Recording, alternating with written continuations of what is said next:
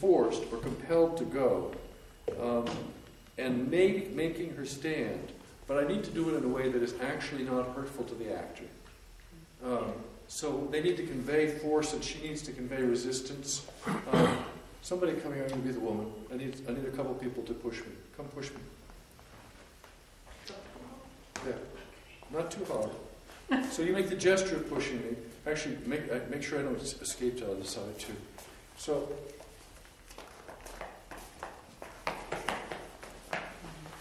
So just finding some way to do that, because there's traveling there.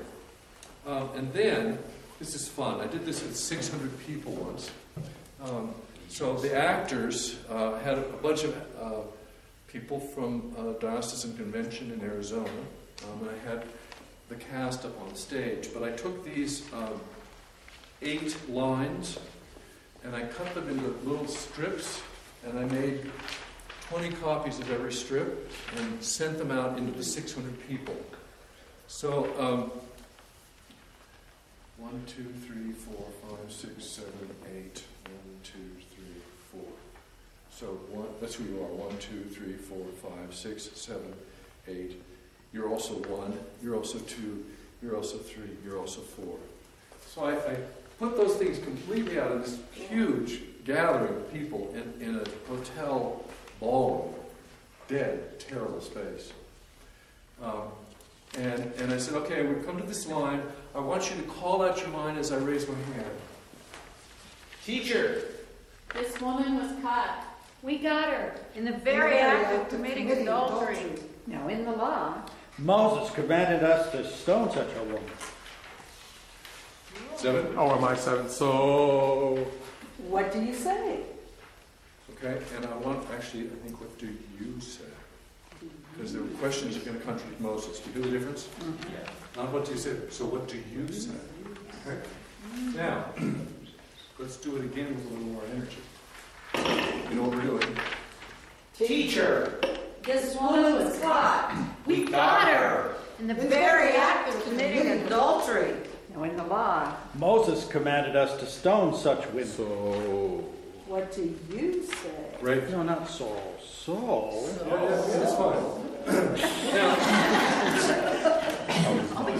Meanwhile, the woman is standing before Jesus, and this craziness is going on, and then, this is the joy of John, Jesus bent down and wrote with his finger on the ground. I did this once with a clergy group, and the volunteer to play Jesus was 8.5 months pregnant. And she said, I can't get all the way to the ground without just sort of bending over. I said, however you want to do it is fine. So ordinarily I would say, do this. She kind of did this. It was beautiful. I mean, the specifics make something wonderful, okay? Jesus bent down, that's John, that's for our actors, and wrote with his finger in the sand. Now, on this one, what I want you to do is each of you take your line and shout it 3 or 4 times simultaneously. They kept on questioning him. Go. Teacher!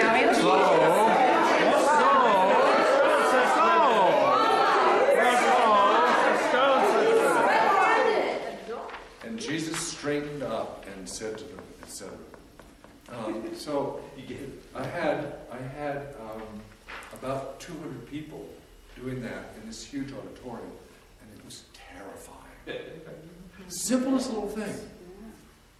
The hush when that stopped was like, and it's you know, this is not a big play with the rehearsal, but it's just kind of trying to pay attention to how do you bring people in to participate, and how do you get them wholly engaged, so that the surprises of what it's going to feel like flow, and it feels differently for different people. And then on this one, I think usually when I've done it, I've actually had a prompter for Jesus and somebody who is kind of helping the woman and the Pharisees. So splitting the director's role, we've planned ahead of time how we're going to do it. So it's possible to take this fairly complicated story and produce it pretty quickly. And pretty much I like to this is one of those things where I don't want people to improvise the line. So the improvising, I think, worked really, really well on the Canaanite woman. It was great. It actually took us deeper into the story. This is so precise and wonderful that I would do it, and I would just feed it to the person. So I would say, I would speak the line. I don't need to speak it inaudibly. The person speaking becomes invisible. They're looking at Jesus. So I would say, actually, you all be Jesus. Let the one among you. I'll read it to you. Just put it down. Echo it. Okay. Let the one among you. Let the one among you. Who is without sin. Who is without sin. Be the first. Be the first. To throw a stone. To throw a stone. It doesn't look like it's going to work, but actually it goes to a pretty serious place. And partly because we've grabbed people's attention. And then once again, he bent down and wrote on the ground. And when they heard it, beginning with the oldest, and often this will produce a laugh, the people look around to see who it's going to be. They went away one by one. But even with the laugh, watching, I would probably have four or five Pharisees, watching them kind of watch one of them walk away, and then the last one, something happens there. And Jesus was left alone with the woman standing before him, so he's still down here.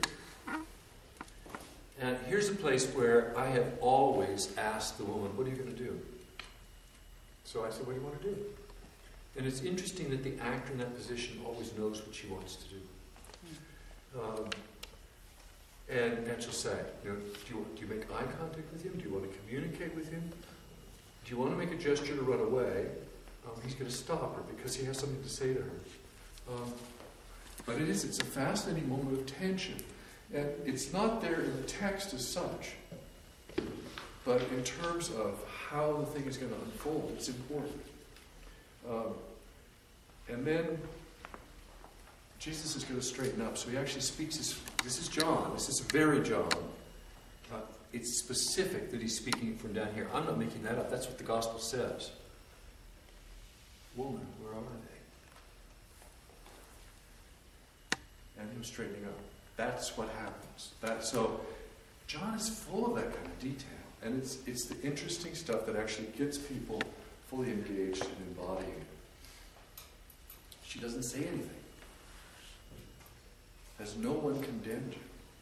And then she says, no one, sir. Neither do I. Go your way. And again, what's she going to do now? And inevitably, somebody will say, I'm scared to leave. They're out there somewhere. So do you stay with Jesus? And you sort of end at that point.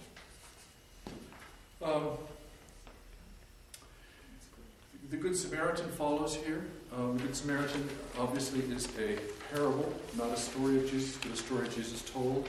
Doesn't make any difference in terms of the method. I did the Good Samaritan one time. And these are only examples. There's many more stories you can do this with. But I'm hoping you're really getting the idea of how to do your prep. Because as the leader, what you want to do is have made enough decisions that you can be present to the congregation, the actors, and you're actually improvising a little bit in response to what they're offering. You're figuring out where to push. You're figuring out what they have to offer. You're figuring out where you have to define something further in order to get them completely in it. With the Good Samaritan, it's a very simple thing. Children love this one. They love being bad people and coming out and beating somebody up. And I say, I want it to look really real, but you can't actually hit the person, you can't touch them, but it needs to look like you really are. Use your body. It's not like this. It's like, and they really, really get into that. And now, okay, this is a dangerous place even for you. Flee. Get out of here. Rob the person and flee. And we had, in this instance, the woman who had been beaten and left for dead. And I just left it for a moment.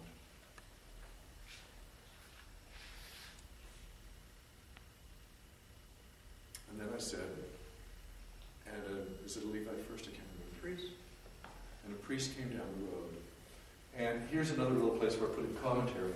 And he did what his training had commanded him to do because he was engaged in the work of God, and he could not be contaminated by someone who was about to die and might die. So he walked by on the other side of the road. And we went through the whole sequence. And when at the end, when we asked the person who'd been beaten what she felt, she said, I felt so desperately alone and afraid. And everyone that was coming, I felt afraid of them and hoping they'd do something. Okay, that is not words in the text, but it's haunting. It's fascinating. And she found it lying there on the floor. That's actually what she felt, just by getting to the point of embodying. Right. We're doing good work. We have 15 more minutes. I'm thinking about this.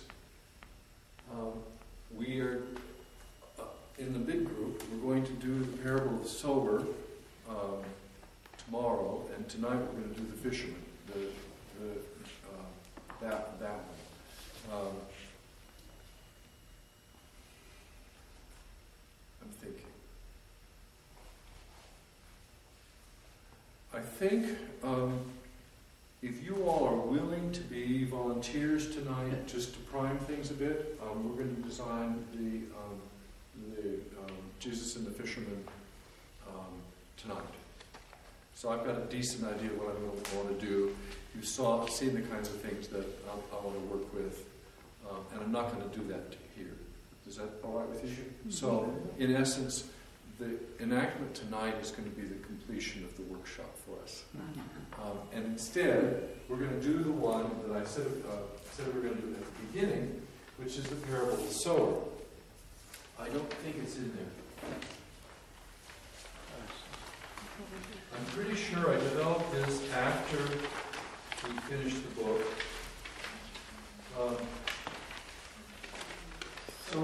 Preachers. This is it's just not mentioned though. It's not there, is it? What's there? It goes over rhythmic story incorporating. What page is that? 13. Right at the bottom, 16. And then it goes on to 14. Oh yeah, I did. Okay, good. That means you've got this. But you don't need it. It just means you've actually got it, so you can look back at it, which is useful. The thing that you'll see there is that I've taken, as David was suggesting in terms of splicing scripture together, I framed it with Psalm 126. So, those who bear seed bags and sow the seed weep as they move through the fields. Weep. They went out, it's in Psalm 126, they go out weeping. And then those who bore the seed bag and sowed the seed weeping shall reap with shouts of joy, bearing heavy sheaves on their shoulder. They will dance with light hearts. It's a paraphrase of Psalm 126, but it is, and I would say this to people as we're about to do it, and as we'll do it tomorrow. The circumstance is what I've actually seen in Malawi, where they do dry farming, in exactly this way. They're taking the grain that could feed the family, and they're throwing it, and then when they've finished throwing it, they come back with a plow and plow it into the earth, and then they pray that it rain, because they don't have any irrigation at all. And they have no longer. And it's called the hungry season. Literally, the season of sowing and waiting for the grain to come is called the hungry season. That's when the famines happen. So this is, and I think, this is just my guess, that this parable actually comes from seeing that happen, but it also probably comes from Psalm 126. The other thing I'm doing, and I probably won't say this when we use it upstairs, just because it's saying too much. I don't mind saying it to people. There's an early Christian sermon tacked onto the end of this parable, and it totally destroys the meaning of the parable. And so we exhort one another to be good soil. How the hell do you do that? This is not about what kind of soil we are. This is about the abundance of the harvest and the risk-taking in the presence of the kingdom of God, throwing out the seed and saying, God is merciful, God is generous, God will care, I will live with what comes next. And then this crazy abundant harvest, which is 5 or 6 or more times anything that anybody in Jesus' time would have ever expected. That's the parable. So I just dumped the sermon that's packed in. Does that make sense? Yes. Okay. So we were singing before. Let's partly it's the altitude, I think, but partly it's just I find this really exciting. I get out of breath. I'm sorry. Let's have everybody but Steve come down on the floor here, and we're going to be the sower.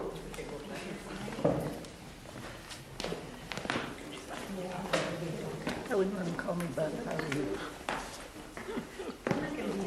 So we're just so practically. No, come. No, you should experience it. I'm not going to be here tonight. That doesn't I'd matter. like to be here tomorrow. No, that doesn't matter. I want you to experience this. But I would And I like to need a do that. reader. I need a reader. I'll do that for you. Okay, let me put you in the middle of this circle. We're going to make a circle here. So with the story, we're going to go, what do you call it? Counterclockwise. We're going to go counterclockwise.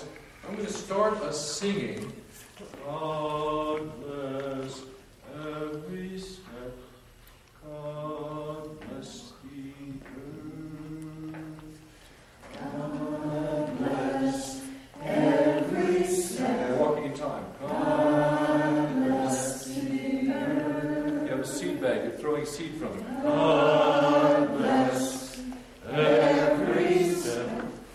God bless the earth. A little quieter. God bless. Listen now, those who bear seed bags and sow the seed, weep as they move through the fields. You've seen it.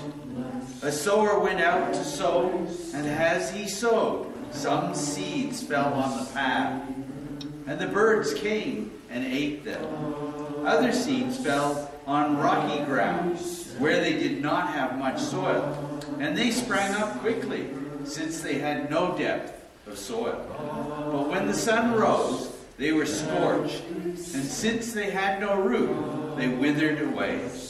Other seeds fell among thorns, and thorns grew up and choked them. Other seeds fell on good soil and brought forth grain, some 100-fold, some 60. We're going to take our side and we're going to do harvesting. Other seeds fell on good soil and brought up grain, some 100-fold, some 60, some 30. Those who bore the seed bag and sowed the seed, shall reap with shouts of joy, bearing heavy sheaves on their shoulder. They will dance with light hearts. Let anyone with ears listen. And bless the earth beneath my feet. Sing with me. God bless every step that I am taking, and bless the earth beneath my feet. God bless every step that I am taking, and bless the earth beneath my feet.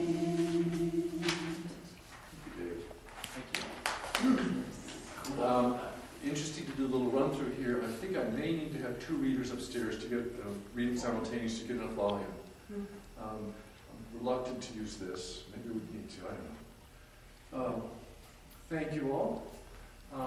So we've got about 5 minutes left, and let's just chat about what we've done, what we've learned, and I want to hear who's likely to try this somewhere.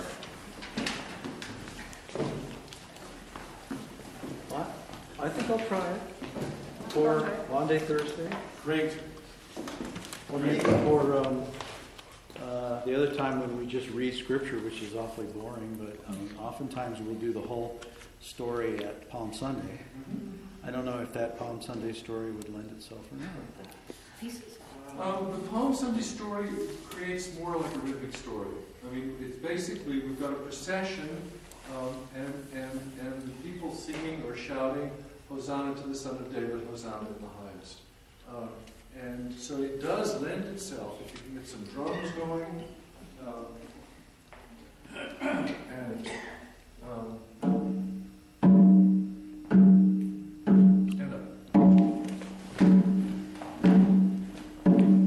so we've got a procession going, maybe people in their pews. We've got a bunch of people in the procession. And St. Gregory's would be carrying a big icon of Jesus on the donkey. I don't know. And they'll start shouting. They'll all have palms in their hands. Yeah, waving your palms. And what do you shout?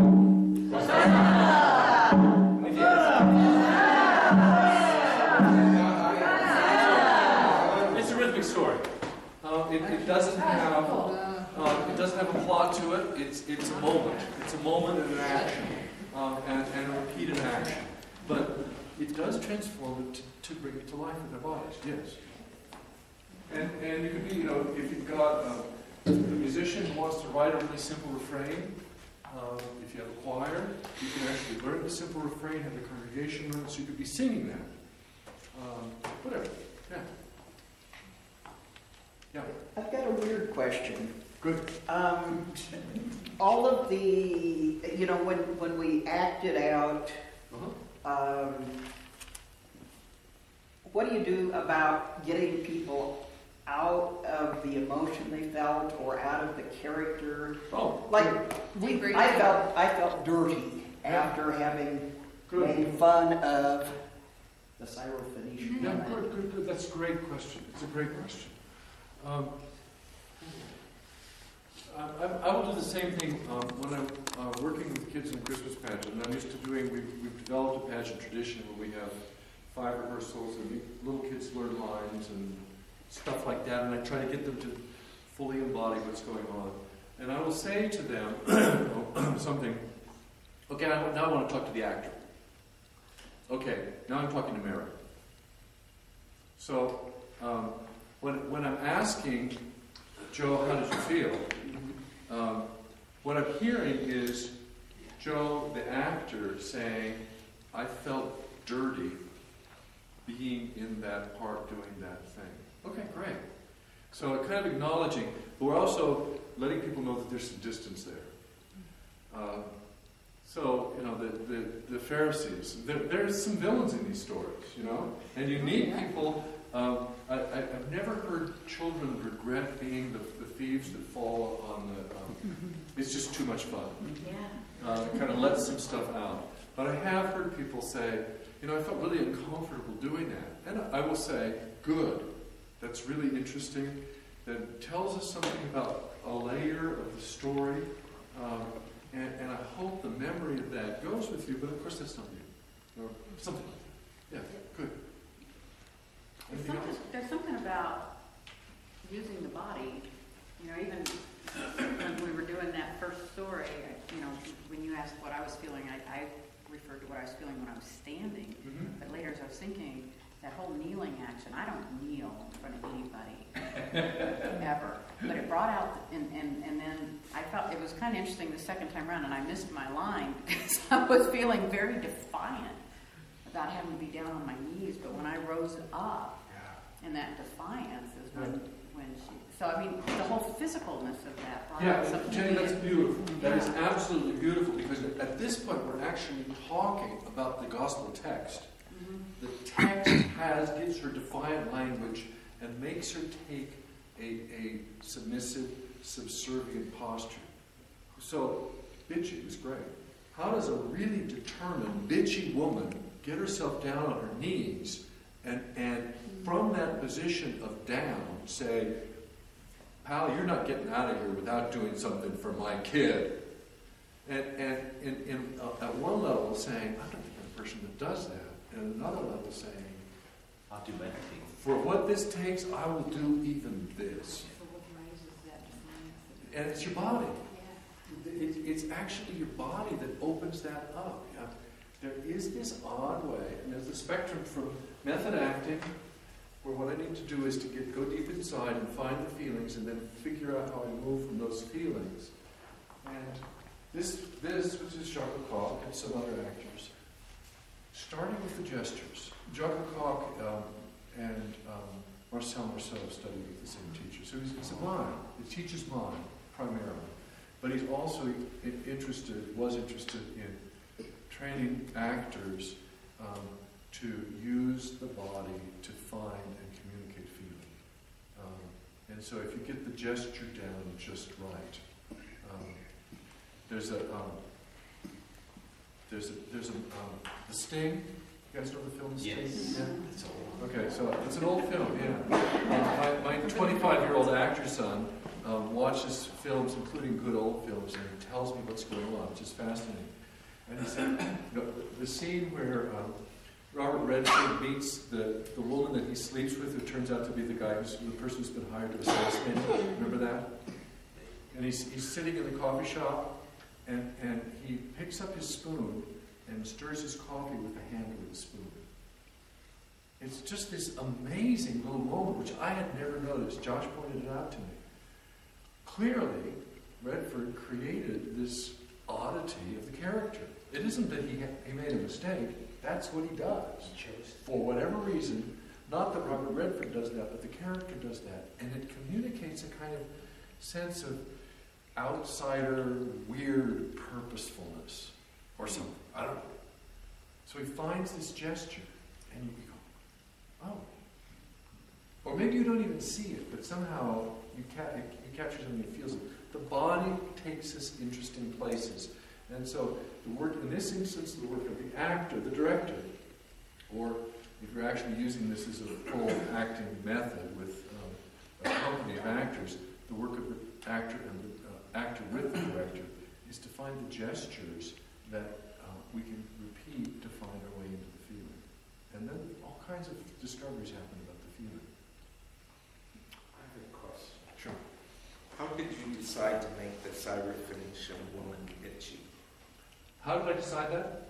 I was picking up on the defiant character of her language. And then, she needs to be insistent. And she needs to be insistent in the face of a foreigner from a nation that would have nothing to do with her as a woman. She wants his attention, and she won't relent until she gets it. So, insistent is the big shape of things. And Jenny proposed bitchy, and I said, yeah, go for it. Well, okay. The reason I'm asking is because I could see that as a mother who is desperate rather than bitchy. Her daughter is dying. Good. And so I thought you did it well, so you were a bitch. But no. I nominated you for the Golden Globe. Okay, but I think it's theological. And that's why I'm asking you the question.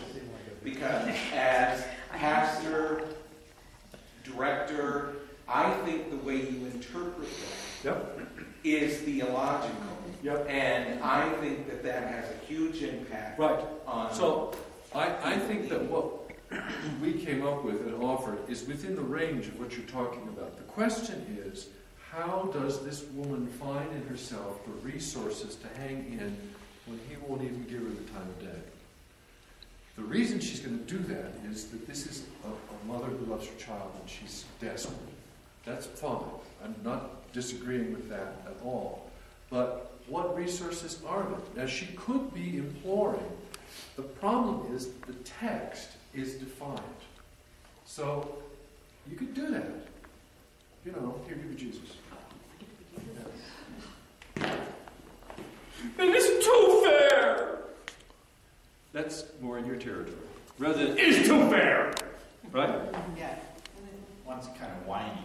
And the whining one wants me to bet. What do you see? What do you see? I see a mother that has one last chance. Okay, but how does she express that? What is the energy of her get out expressing? and you get out and do it. Show us. Come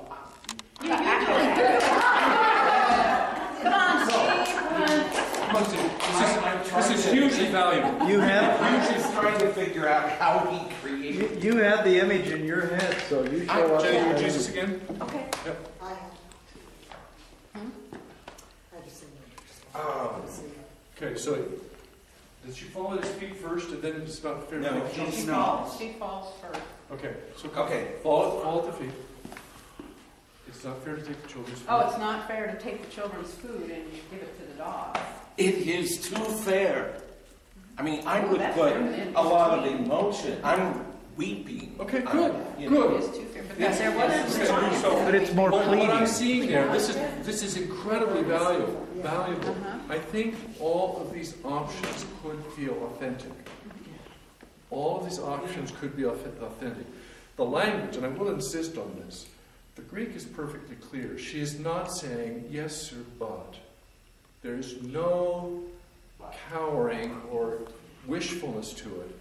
But what feeling goes with being pushing in? What sense of determination, this is my last chance? What sense of I have had it with the way these Jewish men treat us whenever we pass them on the road? I mean, what all baggage energy comes into it? And there's a whole range of possibilities. And they're all possibilities that take us into the life of the story. So, does that make sense? Sure. Okay. Yeah. Good. But doesn't it also depend on the person who does the volunteering and how they embody Yeah.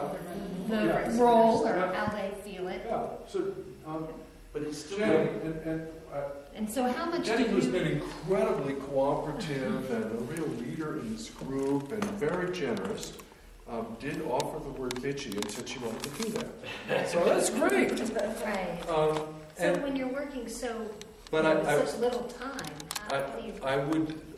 So I go into this particular story thinking, okay, this is a story where somehow this woman's insistence breaks open something in Jesus. That's what the story shows us.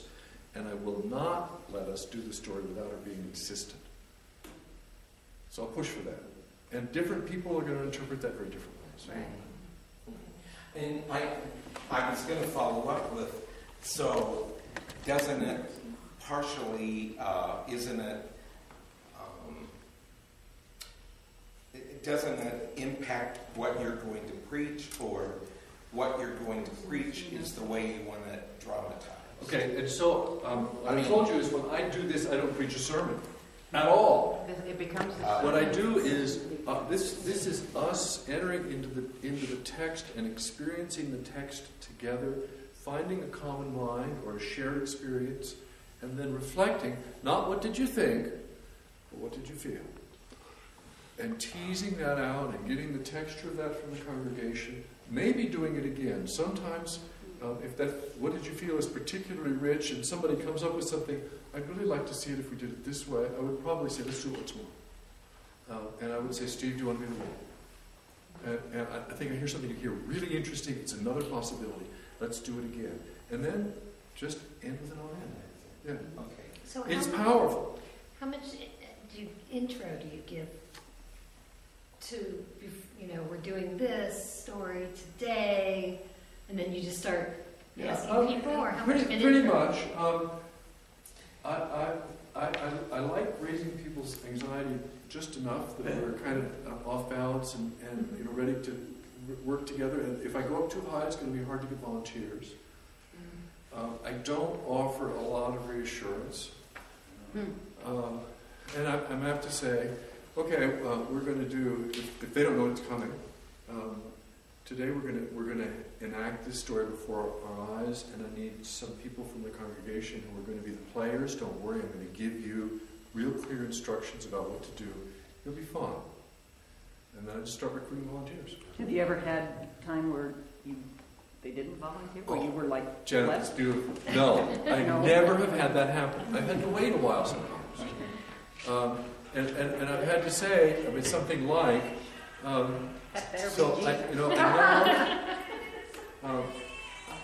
know there's somebody out there that the Spirit's giving a nudge to, and I don't know who it is.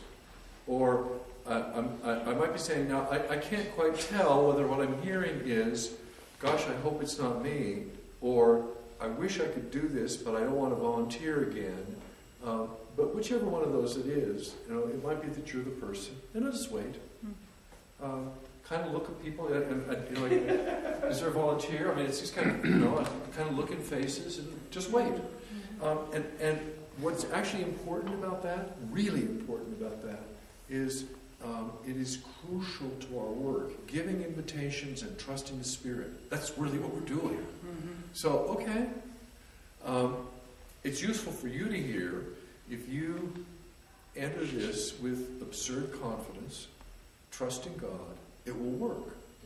So you just launch in and say, okay, the question here is not, do I trust myself?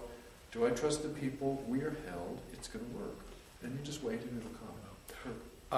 Sorry, Steve. What's your? I'm sorry. I'm just so anxious to ask you this. Have you ever dramatized the communion? No. And can it be? What did you ask? I asked whether you ever dramatized communion and whether it can be. We did it in the annual meeting, Hilly Jewel. I say it's some way. Last It's year. a drama every time. It's kind of a drama every time we do it. The problem is, I'm speaking theatrically. The problem is, if you look at Leonardo da Vinci's Last Supper, once you've got Jesus doing this, or Dali's Last Supper, either one, you've got Jesus doing this, then the question is, what are the rest of these guys doing? And we have no clue. And they have to be doing something or it's dead. Right. And they can't upstage Jesus. That's the problem the painter has. It's the problem we have with drama. Donald, one annual meeting at La Ferretti, we sat at tables like we do, and somebody from the table went up and got bread and wine and came back, and people at the table gave it to each other. So that was like one big choreographed thing. Yeah. That's kind of, it's almost verging across and thinking, I want to think about this more as a rhythmic story. What are the gestures and the repeated gestures that help us make it real? How do we engage a lot of different people in it? So, but in terms of classic dramatic action, it doesn't drive. Where's the conflict? Right. Yeah. Well, I have done, what I was going to say is I pulled people out of the congregation to do a living aspect of Scripture. What I have not thought about was asking how did they feel. I mean, you've opened up a whole new area of my experimentation in terms of how does one experience worship. And so I want to thank you on that, as well as approaching certain scriptures and mapping it out, even if I don't have that as a reading, but mapping it out just for my sermonizing, just from because that will also give to me. Forget the exegesis. It does. Think of it from dramatic. To try to think, it's really entering the stories. At the least, if you're not being a theatrical director, it's entering the stories as a storyteller. And even if you're not going to tell it, but you're saying to have someone read it and preach on it, to have been present to the story as a storyteller, and to think of different tellings of the story, really does help bring your sermons to life. I have done these things I call interactive children's times, but I've got these little crew of people that love to act. They're, do some public theater stuff, and so I'll write the script and narrate it, but I send it to them, and they get it on Friday, and sometimes some of them they don't. So a lot of times they'll have the script because they're so busy they don't have time to memorize it. But they're good at all the gestures, but not using the whole body. I've noticed that was helpful. That and what you said about the feeling afterwards. So, one time we had the annual meeting after service, and I had this group of people do a story called The Enormous Potato, where they were all pulling the potato out of the ground. And that was one of our favorite ones. And how we're all working together. And it the was working the is what gist does of that. it. And as you're coaching and encouraging people, notice when gestures are coming from here up, and try to figure out how to get them to engage the middle. So, stepping, dropping down. Those things make a huge difference in terms of getting people to a place where they're feeling. We should stop. This is fine. Yeah, it's very fun. We went over time. I don't know what's happening next. Oh. We have a break and dinner at 5:30. But So Wine and beer at 5. Then let me say, I'm happy to continue chatting a little bit, but if people need to go, we can go. So I'm just acknowledging we're officially over time. so you said this is coming out.